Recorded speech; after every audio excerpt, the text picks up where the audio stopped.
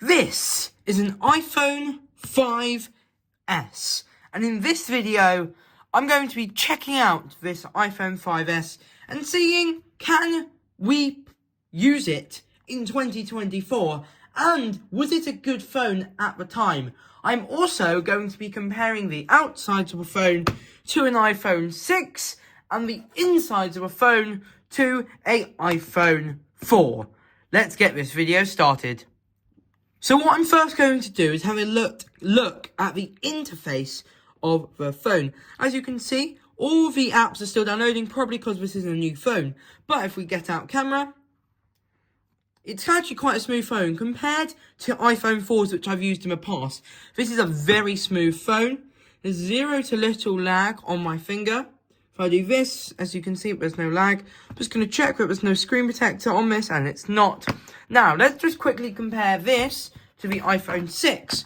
So as you can see, the screen is much bigger. The screen of the iPhone 6 is similar to that on the iPhone 5. But and the back glass of the camera is flat on the iPhone 5S, and the camera is not flat on the iPhone 5. To show on the iPhone 6. To show this, I'm going to get my tool, slide it along, and slide it along. You can clearly see the difference. Now what I'm going to be doing is I'm going to be scratching the back of these phones. Let's have a look. I'm going to be using these scissors.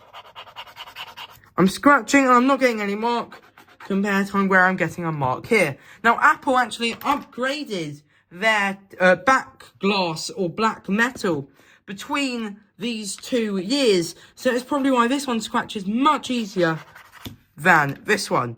Now this one does not scratch at all and I can just wipe it clean with the finger compared to this one, which definitely scratches. Okay, we're going to be moving off actually looking at phone. Apart from this is it compared to an iPhone 4, much smaller, and we're going to be having a look about inside this phone. But before we move on to that amazing opening of this phone, I'm going to be telling you about the sponsors of this video, Lightning Studios. Now you may be wondering, what is Lightning Studios? Well, Lightning Studios is a Roblox game which you can play on Roblox and it's really fun. It's called Shady Streets, and also they have a Discord server. Now, on this Discord server, you can chat with players and you can also learn tips about the game. The game is called Shady Streets. Now, if you want to find out more about this Discord server and Roblox, follow the link in my description and you can join for free. Thank you very much for sponsoring this video. So, let's open up this phone. What we're going to do first is we're going to use our screw and we're going to just firstly turn off the phone because we do not want the phone turning on while we are using it. So I'm going to slide power off and we have turned off the phone. So what I'm going to do is I'm very easily just going to unscrew these screws, as you can see, and that's one done. These Apple screws are actually really useful. The same with the screwdrivers. If you want to check that out, have a look at my Amazon affiliate links. So, taking the screws out. Now, really simple thing to do is open up the screen. It's really actually not that hard to do. How do you open up the screen, you may ask? So, for Apple products, you need to use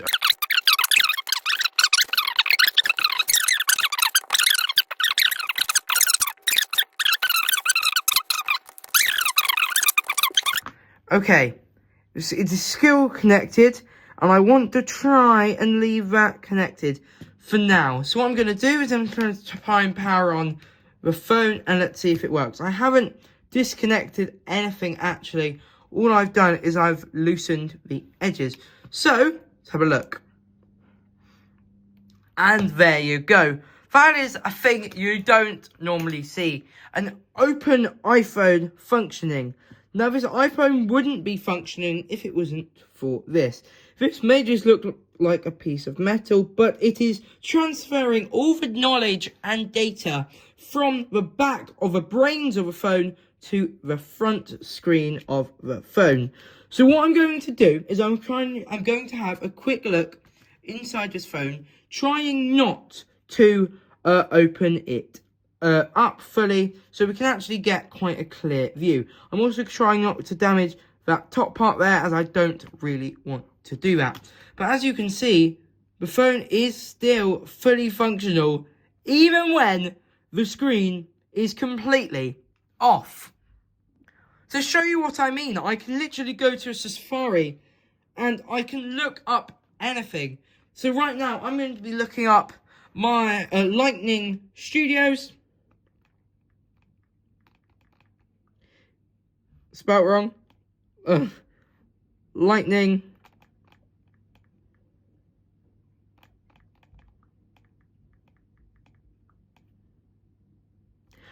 Studios Discord. And as you can see, you can join Lightning Studios Discord, which is really quite cool. You get the Lightning Studios Discord. That's cool. You should go have a look at the Lightning Studios Discord. The link is in the description below. So, let's compare the insides of a phone to an iPhone 4. So what I'm going to do is I'm going to get an iPhone 4, which is not completely battery taken out.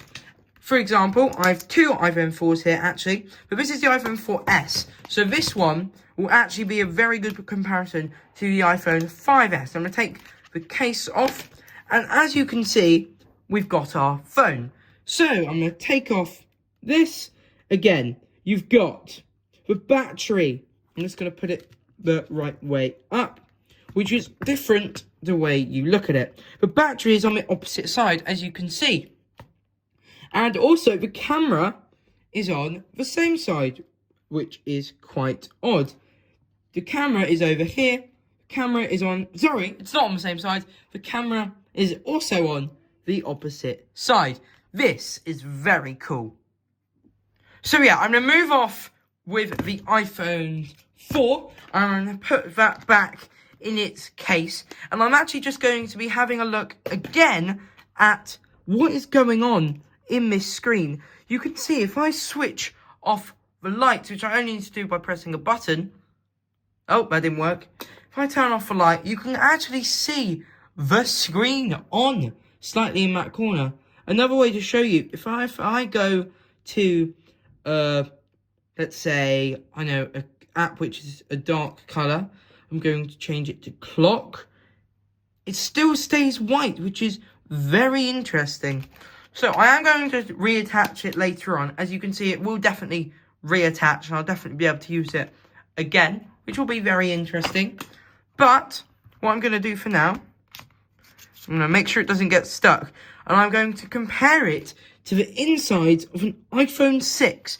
Now, this iPhone 6 is not turning on. It does charge, but it only stays on the charging screen. So this one was going to be quite interesting to open up, and we're actually going to see, is there a problem with this phone? So, let's have a look.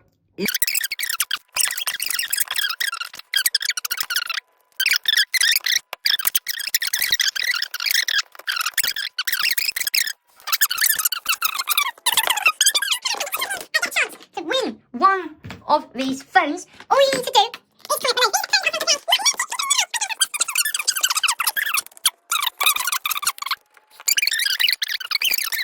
Privated, not deleted, they're always there just in case. I have deleted some videos, I have privated some others, and we're in. So, this is interesting. Why is this interesting, you may ask?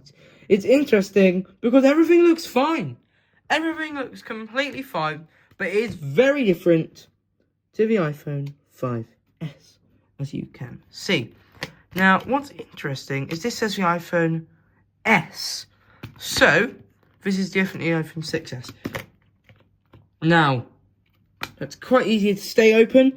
I actually can't see any damage to this phone. And what you can see, however, is the Taptic engine, which was new to this iPhone. And that is very cool. You don't normally see Taptic engines. But what I'm going to do is I'm actually going to see if I can still plug in this phone. So I'm going to go get a charger, which I have over here, right here, as you can see. And I'm going to plug it in to our power system. It's quite cool here at Wayne 11. I'm just going to plug that in. I don't see why this wouldn't work, but let's give it a shot. There is an image on the screen, and well, there you go. Now, I'm just going to have this in the background because I do not think this will turn on. I don't see why it wouldn't turn on. All the functions seem pretty fine. And this was the first Apple phone where you could open it fully without having this weird thing dangling over there. So this is quite interesting. But it has been on this screen for a while every time I try to charge it. I don't know why that is. If you know why, please comment below. I can't see any corrosion within the phone. The battery is connected properly. The Taptic engine is connected properly. Everything is pretty much connected. Taptic engine is actually very cool. I really like that quite a lot. Taptic engine is basically when your phone buzzes or zzz and you feel it in your hand. We're still on this screen, so I don't think there's anything else to do with this phone really if it just stays on this screen. It could be useful in another video coming up, so what I'm going to do is I'm just going to try and seal it back up. But anyway, that is what you've seen in this video. If you enjoyed, please hit the subscribe button, and I'll catch you in the next one. Bye!